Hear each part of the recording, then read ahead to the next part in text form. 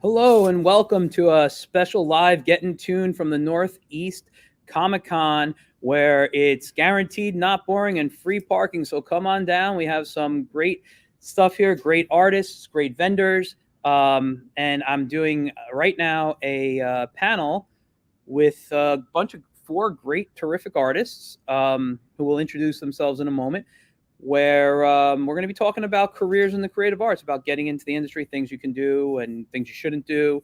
So I'm just going to turn the camera and you guys can introduce yourselves. Let's start at this end here. Let's get the camera there. So, is that me? Yes, that is you. Hey, I'm Joe Sapier. I'm a writer and artist. I'm probably best known for my Spider-Man and Venom work for Marvel, but I work for DC, Image, Valiant. I have my own properties. One's called New Zodiacs. That will be relaunching this year. And I'm also the co-creator of the Fabian Cousteau Expeditions Young Readers graphic novel series. Wow. Awesome. A lot of great stuff there. Next up. Hi, I'm Keith Williams. I've been working in the business for about over 40 years now as an inker. Now also a penciler. Worked for Marvel, DC, Valiant, Dark Horse, Avatar Press, and King Features.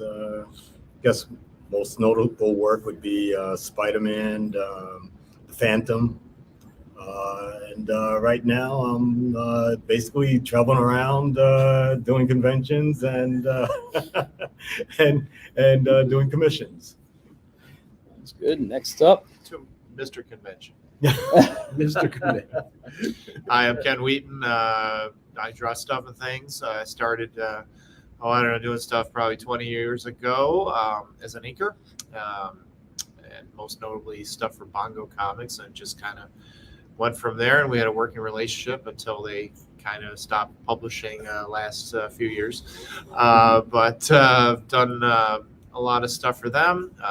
Stuff for IDW. I drew Popeye, several issues of Popeye comic book a few years back, and some exclusive covers recently for Archie and IDW and such, and a couple of great book projects that probably Rich will mention. Yeah. All right, let's move over to Last but not least. Okay, I'm Rich Mauricio. I worked on the Looney Tune characters, Animaniacs, and I was co-artist, writer on Tom and Jerry. I worked on all the classic characters. Lately, did a book with Butch, Patrick, and Ken called Monsters Memories, and everything you want to know about the monsters. And we also worked on a book for Totally Galactic Comics called Ray Adventures. All right. That's pretty much. So that's a lot there. So everyone here has had a been in the industry for a while now, doing a lot of great stuff, and I want to talk about your starts, what you guys did to get into the industry. This panel specifically is geared to all ages. It could be, you can talk to kids, what they can do, adults, it doesn't matter. It's just, this is an educational kind of panel to help people understand the creative fields. Now, we have all people here currently who work in the comic industry. I've done this with people who work in puppetry, who have been graphic designers, things like that. So I've worked in a lot of creative fields. If you have other knowledge from other types of art fields you want to talk about, feel free to mention them. And if anybody in the audience has any questions, whether you're online or in person here, please feel free just to raise your hand, ask questions. If you're at home, you guys add a comment, and we'll make sure to get your questions answered. So who would like to start? Just talk a little bit about, like, I guess, what you guys did, maybe your I don't know if you want to just start on how you got into the industry, but like what you did to learn to get into the industry. Anybody want to go first? Camera's on. Okay. With that, Papa.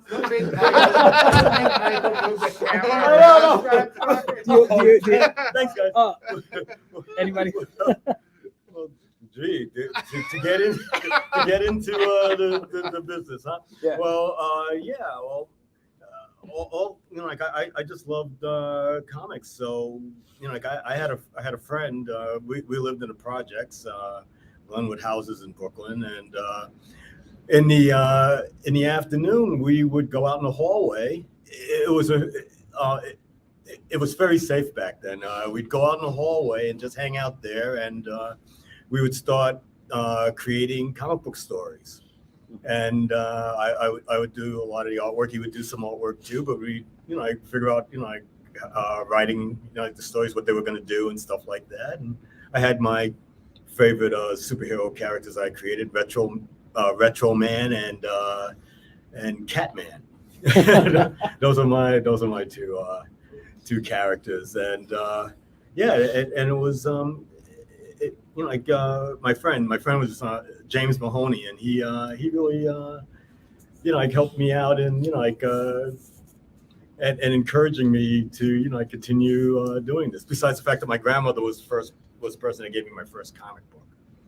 But that really got me hooked. But after that, we would do things like that, and I just kept going. He went on doing other things, but I was still very interested, collecting comics and stuff like that. Just in high school, took visual art classes and had a lot of fun with that. Won an award for a smog monster that I created for a contest, and did yearbook. Did the yearbook cover for my high school also, and school shows and doing backdrops and things like that. And so that it just kept continuously snowballed. And take advantage of the opportunity that you had to do those things. Exactly. I always wanted to do art, Yeah. So. Who would like to go next? I guess I'll get it out of the way. You're kind of on the camera too here, so let's. So let me see. Well, I always drew my whole life, and was encouraged to draw, but not really encouraged to go into the field. I had a not a close relative, but someone who was in the family who was a commercial artist and a painter. He did a lot of science fiction book covers, and they lived rough because it was always hand to mouth, because he didn't know where the next paycheck. Yeah. And he was very meticulous and took a long time. So it wasn't really encouraged for me to go into the industry in any way. So I went to college and thought I'd become a radio announcer, an even less stable job field. So then I finally decided, after that didn't work out, I got back to drawing more, and I started I did a bunch of spot cartoons, and I took them around to comic shows. I just showed them to a few people, and one of the gentlemen there, Chris Yambar, who published a little indie comic, Mr. Beat, about a coffee drinking beatnik. Yep. And he said, have these been published? These are pretty funny. And I said, no. He said, well, may I publish a couple of them in the back of one of my next books? And I'm like, sure. And Matt Groening was a reader of Mr. Beat, and contacted Chris about writing some Simpsons comics. And so I had the connection, but it wasn't easy.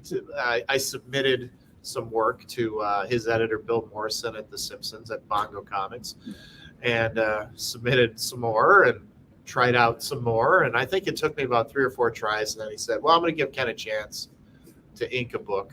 And then I worked on one of the Radioactive Man books. And then I ended up working on a couple other things. And then the Monsters of Rock Treehouse of Horror issue, which was really cool.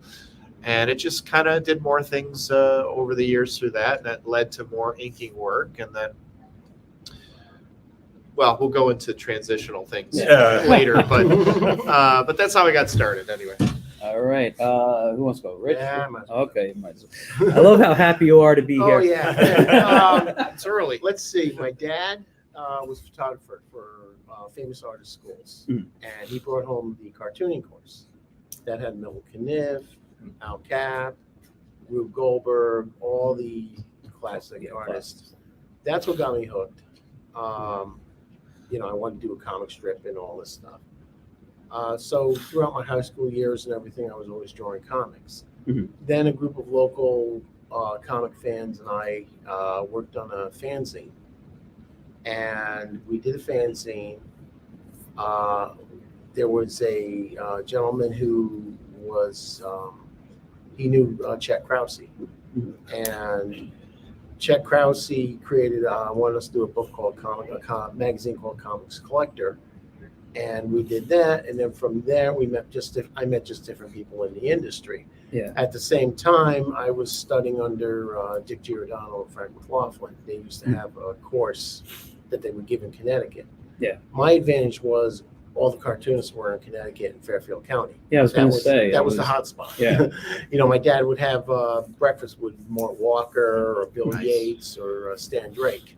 Yeah. So that was my connection there. And then from there, met a gentleman, John Carbonaro, who did the Thunder Agents, and I did a little back spot for him. And then we were doing a Tom and Jerry strip, myself and another artist, Kelly Jarvis. And then Paul Kupperberg was working with us on the strip, and then he got us into Warner Brothers. Awesome. All right, let's move over to Joe. There you are. I don't know. Ever since I discovered comics, that I kind of knew, in my bones that that's what I wanted to do. I knew I wanted to draw Spider-Man for a living. Mhm. So I would send samples of my work to Marvel and DC, whatever. My first rejection letter was when I was 10 years old. So I've been pounding it out ever since I was 10. And then eventually I would just keep sending comic book samples in and get rejection letters. And this is before the internet and computers and stuff like that. So it was all about the postal service. So I would keep sending samples, keep getting rejections until finally one of the samples I sent out resulted in a phone call. So that's kind of how it worked in a nutshell. It's There's awesome. many decades in between Yeah. those things, but that's kind of how it happened. Before I start on my questions, does anybody have any questions for them yet? Okay, so I'm going to be moving this around. I'm just going to kind of keep it center only because Seems like we're always on camera. though. it's for the logo. Yeah. That's what you guys picked. That's You how guys that picked the best Not 'cause seats. you're good looking or anything. It's the logo. I like to keep the logo in the background. So so when you guys started the industry, obviously everybody started with kind of smaller jobs, and you build up. Like I said, this is an educational panel. So when obviously you're getting your start, what do you recommend people doing to try to get that start, even with some small? So like you mentioned that you were showing your work, and the guy wanted to publish some of your stuff in the back. I mean, that doesn't always happen. So It doesn't happen, but now people get discovered. They post Instagram and pictures, and that even happened later when in the Simpsons books. One of the artists that got discovered, she drew manga versions of the Simpsons characters, and she actually got hired to do an issue of the Simpsons. And I actually inked one of her. She actually did it straight, how they look on model, and then I inked that. But it still happens. You can get discovered. Just get your work out there. Yeah. But I think being tech savvy is definitely, kids coming in today have more of an advantage, because it was all paper and pencil and ink and the postal service, and there wasn't. You can just send it on your computer now, and it's. No, I mean, I personally do a lot virtually now and digitally. But we're at a show right now. People come to shows, they show their work around. Do you have any advice? And this could be for anyone. It doesn't have to just be the 2 center guys here. Of people, of how to approach someone, talk to people at shows, things like that, to show work, get feedback. What can they do?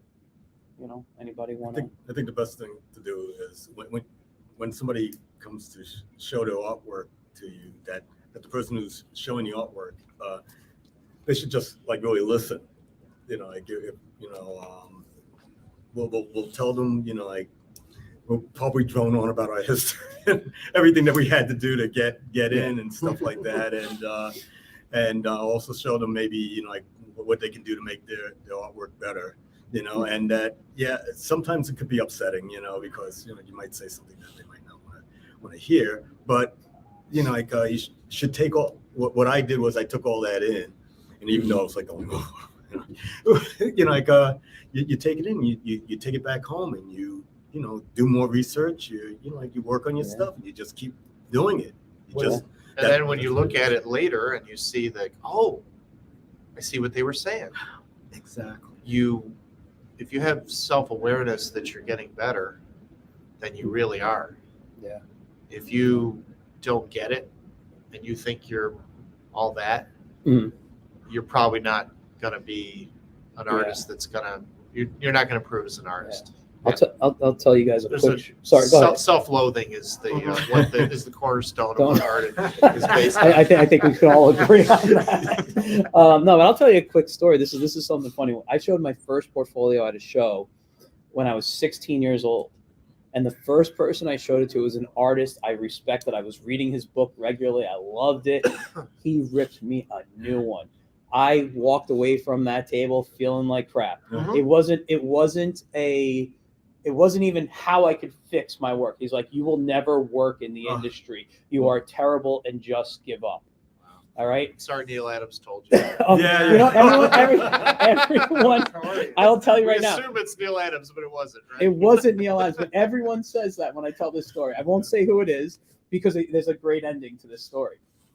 So then I meet another artist who, and this is what he told me. I showed the same portfolio. He heard what happened to me, but he was also an educator, and he didn't like to see how I got knocked down. So he looked at my work and he said, listen, you have a lot of potential, but you're not there yet. This is what you need to work on. And he told me I needed to work on it, and I went to it, and I went to college, took life drawing classes. By the time I was 18, 19, I got my first job doing more cartoony work than like actual like anatomy work at the age of 18. But by the time I was like 19, I had anatomy a lot better. I went and showed my portfolio to that same artist who gave me the good critique. And he's like, you're ready. You should start submitting places. Anyway, about maybe 6-7 years ago, I'm at a New York Comic-Con with a friend, and he knows the artist who tore me a new one. And he introduced me to the guy, and the guy had no clue who I was. And he was like, you should see, Michael's work. It looks, he does all this type of stuff. And it was very cartoony. I had some stuff at the time. And I showed him, he goes, I really love this cartoony stuff. I can't do the cartoons. I love looking at it because I do the really, the more superhero realistic type of stuff, which I love looking at because I don't do as well as he does. Yeah. Anyway, he started following me on Instagram. And every now and then he'll like something, I don't know, based on the algorithm if he sees it or not, but every so often I put up something and he likes, I just sit back and laugh. I just sit back and laugh. Gotta feel good, huh? Yeah. So, but yeah, critiques are something, and as an educator, I've always tried to give friendly critiques, and I don't think I should sugarcoat stuff, but I don't want to discourage anyone. Everybody has a different style. Exactly. You can't force them to be what you are. Yeah. Now you mentioned, critiques listen. Is there anybody else who have comments on critiquing work that you've looked at shows or been in the position to accept art? And I can say. Oh, absolutely. Let's bring you on. There you go. Oh, you don't need to see my arm. There you go.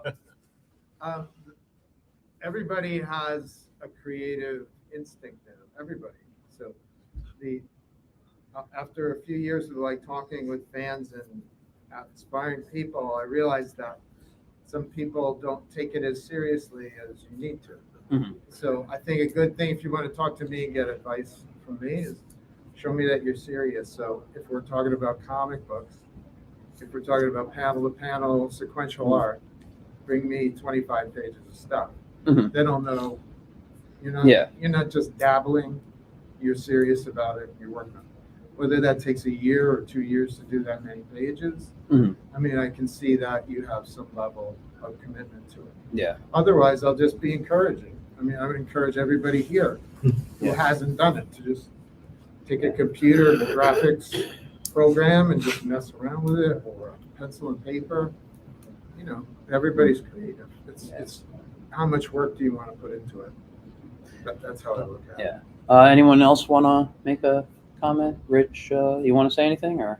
I'm just trying to think of what I could advise. Storytelling is the most important thing, Mhm. and you can learn a lot of that from movies and follow movies and stuff like that would work. I think with the internet now, there's a lot more artists that can be discovered. Yeah. But at the same time, I mean, you and I were talking about one artist who's drawing the classic characters, and Mhm. there's artists that you can look at and then you can learn off of each other. Yeah. Which is, Yeah. something that's pretty Yeah, good. I tend to do that on Instagram. I follow a lot of artists Oh, that yeah, I I do probably too. wouldn't normally, if I didn't know of Mhm. Instagram, I would never have seen it. I see so many different styles, so many Yeah. great things out there. And speaking of things like Instagram, I know people do comics. I posted a comic for a while on Instagram, Facebook, things like that. We're using social media, but Mhm. back when I was starting in and trying to break into the industry in the late 90s, I would create little like ashcan books. Yeah. Yeah. And pass those out at shows and try to do stuff. Do you think, and that's still a good idea, or you think just stick to the internet? I think stick to the internet. Yeah. Because when we were doing the shows and everything, editors were walking around. They're not as Marvel and DC would be at every show. Yeah. Children's book publishers would be at every show. And now they're dwindling. Yeah. And you see some editors walk around, but there's so many shows Yeah. that it's not as compressed as it was. And I guess when you think about starting and making yourself known, there's a ton of artists out there, Mhm. and it's not the best artists that get work. It's the people that make those connections. Mhm. It's not. Well, I mean, they say it's not what you know; it's who you know. But it's not necessarily that. You have to have the goods, but you have to form those relationships. Because an editor who knows you and knows you're reliable, Yeah. and you do good work, and you're good to work with, and you take criticism because they're going to criticize something, because that's what editors do. And if they don't, then they're not doing their job, or they don't feel like they're, doing their job. But they're going to hire you over someone who maybe is a better artist that they don't know, who they hear may be difficult or misses deadlines, or so. Yeah. Well, being able to meet the deadline, I think is the key That's the to key. keeping work. Absolutely. To keeping work is Yeah. meeting your deadlines. I've done work, and that's the one thing I always strive to do. I never miss a deadline, except on personal projects. I always do. Yeah, personal projects. projects always. Always. But, Always on but when personal somebody projects. puts money in front of me, I always meet the deadline. That's how it is. Sure. I had a question, and when you started talking, it kind of lost. Because just Sorry. No, it's not your fault. I was listening to what you had to say, and I was really, I liked it. But things now with the internet, because that really is the way to do things now. All the social media sites,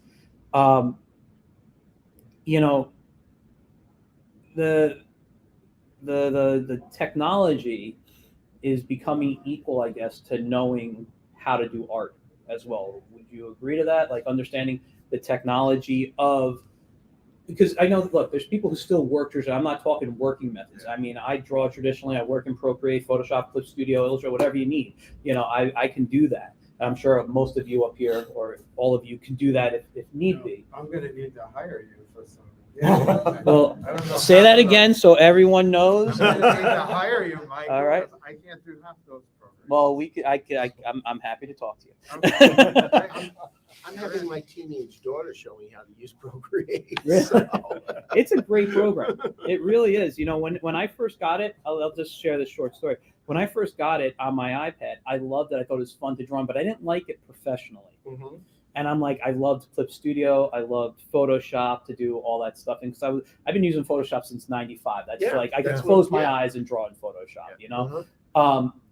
But I just recently got a new iPad Pro, and I put Procreate on it, and I don't know what it was with the updates, but I'm loving it now, and I've worked with people who have sent me work through Procreate. Like I was doing an animation gig, Yeah. and the guy sent me all the stuff through Procreate, but I didn't have Procreate at the time, so I had to do everything in Photoshop and match colors and redraw because he sent me all like the key poses, and I had to do all the in betweens, and I was doing that on Photoshop and then bringing it into After Effects to composite it because he didn't want Photoshop animation.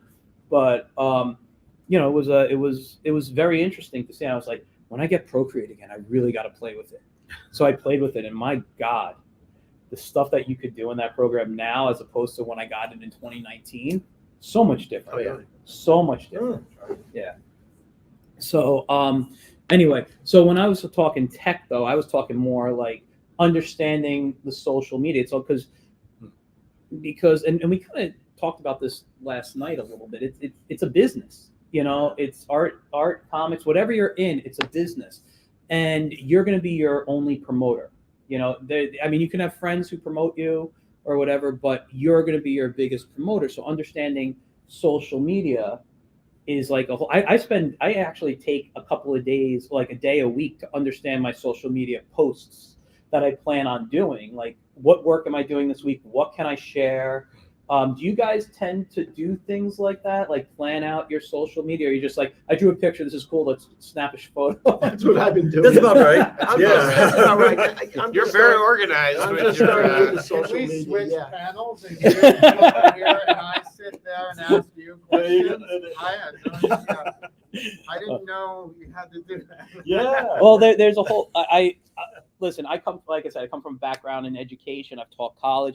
I actually helped develop a social media marketing class for artists, and I use less than half of what I've taught in it. I don't do, I don't practice what I preached in that class as often as I'd like to, but I do think being organized helps. And I was just wondering your thought process on social media. What sites do you think are beneficial for artists, these days, and where do you think people should be? Where do you think people are looking at to see art? I think Instagram, Facebook. Mhm. I don't know how much DeviantArt. DeviantArt has a lot. Yeah. I would say those two. Instagram. Etsy, if you're selling stuff, but Yeah. Any of you guys just out of curiosity on TikTok doing anything with that? Oh no. I'm experimenting with it. I have a plan on We're playing over with that. 50. We don't. Yeah. do that. Yeah. I haven't launched anything on TikTok yet. We have a question in the back. Yes. So actually, pertaining to social media and all of that, I have a lot of friends who are artists who are not nearly as recognized as you find people who are doing their art live streaming on Twitch and actually using that as a side hustle, if you will. Largely some of that stemming from the past 2 years. But what are your thoughts on that as a platform to get your art out there? I got to start doing that. Okay. Yeah. Yeah, on the burner, on the back burner, it's something that I wanted to get into, but schedule. I only have so many hours in a day, and most of them are doing work. So, There you go. I recognize that social media is a necessary. It's not evil, but it's a necessary role nowadays. And editors are people too, and publishers are people too. So if you have 40,000 followers on Twitch or wherever, and they see that and your work is as good as someone else that they're familiar with, you have a following that comes with you. So I recognize all that. It has a vibe of like when movies switched from the silent film era to talkies, right? Mhm. Many actors lost their jobs because their voices weren't great or they couldn't emote properly with their voices. So I really feel like we're in that kind of phase where if you don't do the social media, if you don't maintain some kind of online persona, you're not going to do as well as others who do. So I would love to take a panel on how to do all this stuff with the schedule that I have, because I might need to hire somebody to do that kind of thing, you know? Well, we'll talk again after. Yeah. I'm still Totally. drawing a day in the lucky. Yeah, So- it's hard. I mean, I know for myself, I Mhm. don't do it as much as I like, but I do, and one of the things like I like to talk about as both an educator, as a businessman, and as an artist, with art being a business, how do you guys, I know we spoke about approaching artists and approaching people at shows, but how do you guys handle the business end of it? Do you have someone who helps you? Because being an artist is not always the best businessman. It's, we're creative people, and as creatives, we tend to not think in the structure of business. So how do you guys handle that type of stuff? I fly on the seat of my pants. It's like it's like for me, I had a fan that came to my house. I got to show him stuff. He says, that people thought that you were dead. Wow. And I went, what? And I said, yeah. What happened was when I was working on the Phantom, George Olsen, our names were put together sort of like, so it was Olsen Williams. So they were thinking of me as Olsen Williams and not George Olsen, Keith Williams. So when he did die, unfortunately, they thought that I died too. Oh my God. So so he says, you got to get out there and make yourself known, and that's when I started. Because at the time I was just doing things like New York Comic Con, so that was like a once a year thing, and maybe another. Now he does another every con. convention. Now, you see what that did to me? Now I'm hearing it every state, every week. I got so. He's doing a lot of conventions. Yeah, I even had friends that said, He's like, doing oh, more conventions than parents. no, not yet, not yet. See, that's There funny. goes the last The guy. people that know that's funny. Yeah. And the reason why, Hi, Dan. Hi, Dan. And check out Hey, Dan Dan. tonight at 9 on NBC. He's on You Are the Weakest Link. Yes, That's right. I saw a That's post about right. that. He's on- Yeah. He's on television too. Yes, Dan.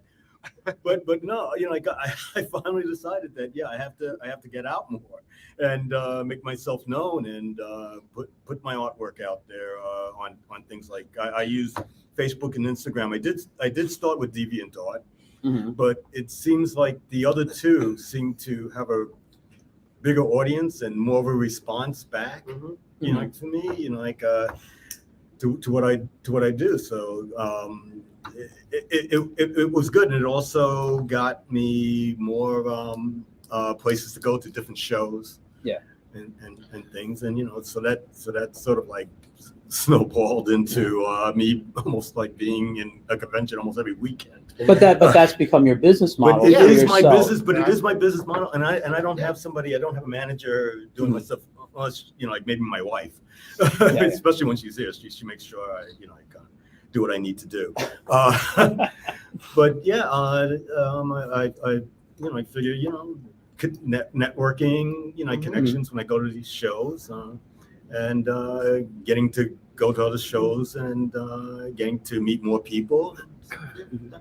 That's the way I do it. It's a little tiring, but it's also fun at the same time. Yeah. So.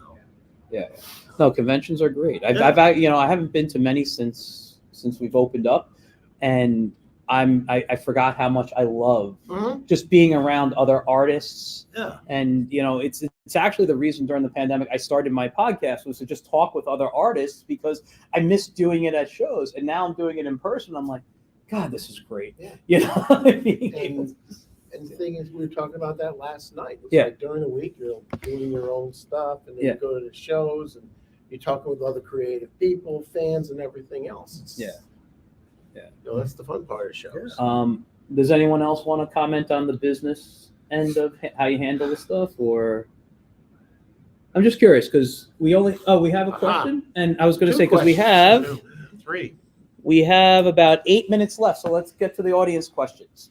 Yes. My question was for all of you. You were talking earlier about critiquing people who come up to show you their work, how much do you learn from each other's work by meeting each other at the conventions and comparing notes of this is how I do ABC compared to how you do the same thing? Is there a technique? That way, the people who are new know that you guys are still learning from each other, even though you're well established, so that the learning never actually stops in the art world. Learning's always happening. Oh, Yeah, you never It's about- never stops. When an artist says, I stopped learning, then it's like, forget it, you're done.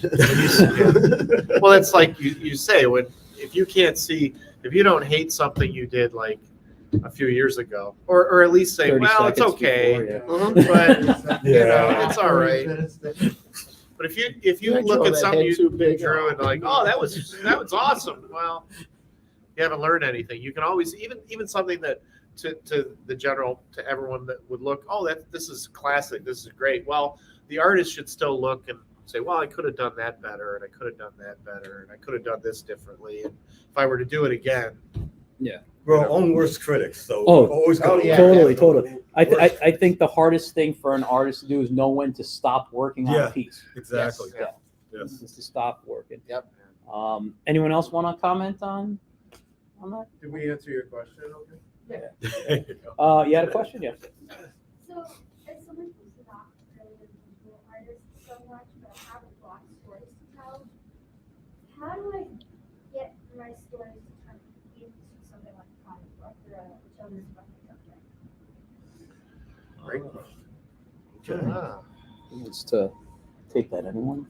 Well, that is like, like coming to the conventions and maybe talking, like networking with the artist Yeah. and seeing somebody that you think might fit for your story.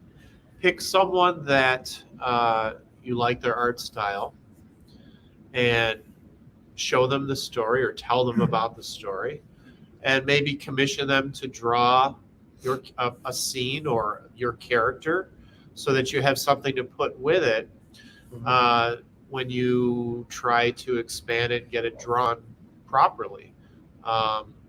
It helps to have a visual. That's why so many people, when they want, oh, we're going to option this Hollywood project that we want to, they have it drawn into a comic book. It's much easier to read a comic book. That's why so many comic books are made into TV shows and movies, because it's much easier to read a comic book than a big stack of papers with just writing on it. Yeah. So Was there another question? Yes. I'm interested to know how you adapted to digital transformation. not well. You started doing drawing. I still draw traditionally, and a lot of it's in the post-production, cleanup, lettering, coloring.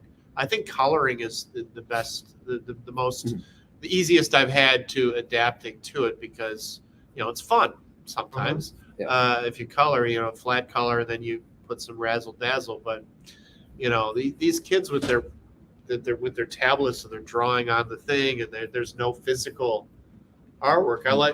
I grew up with the tangible.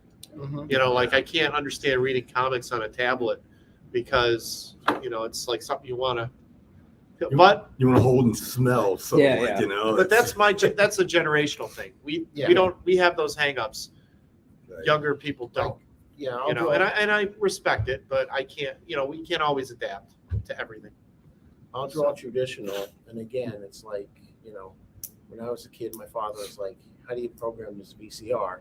It's the same thing I have in my door. What am I doing? Can you help me out here? I got a I feel like 50-year-old kid that showing me how to do that. sometimes I feel like that those guys on those commercials, becoming your parents. Oh yeah. Yeah.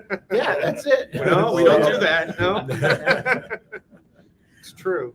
No, I usually use the computer to sketch it out. I use Clip Paint to do that, and because then you can enlarge the figure, you can enlarge the head if it's too small. You can change what like the backgrounds, just all that, and then I would print it out and would either light box it or put graphite on the back of it and then draw it out on some.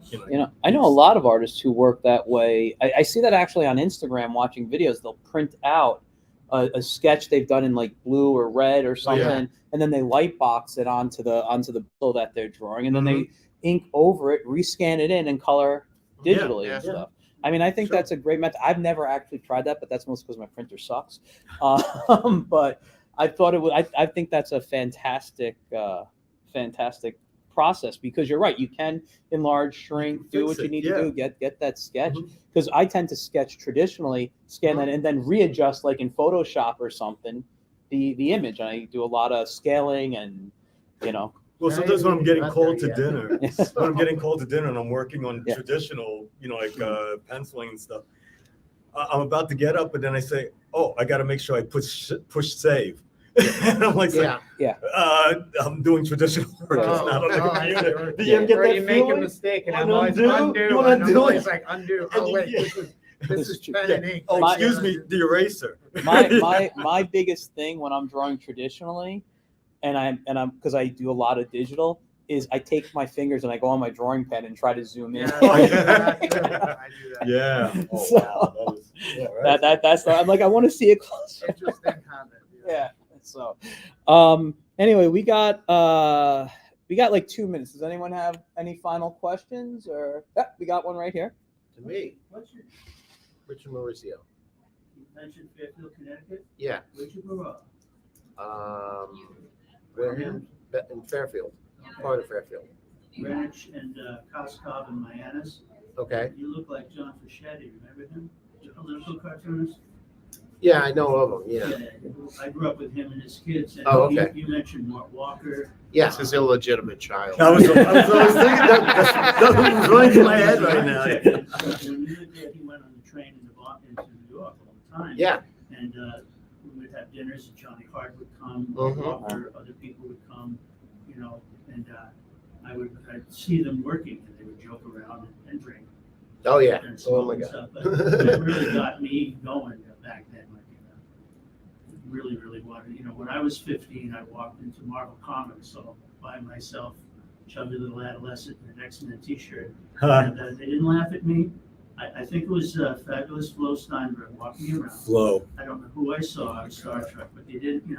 They said, "Kid, you keep doing it, keep doing it." I later became an art teacher. I was a junior high and high school art teacher for 30 years, and now I'm branching out on my own. Yeah. That I'm retired, and my wife has passed, so I have I want to give back. You know what I'm saying? Yeah. I got into the Monster Expo last year, and I loved it because I used to draw Frankenstein and Godzilla for all the kids, and I said, why not me? Off the insulting anybody, but it's like I've been doing this all my life and giving it away. Yeah. So I'm going to be in the Retro Expo. I'm going to be in the halfway to Halloween, and I'm looking to get into this one as well.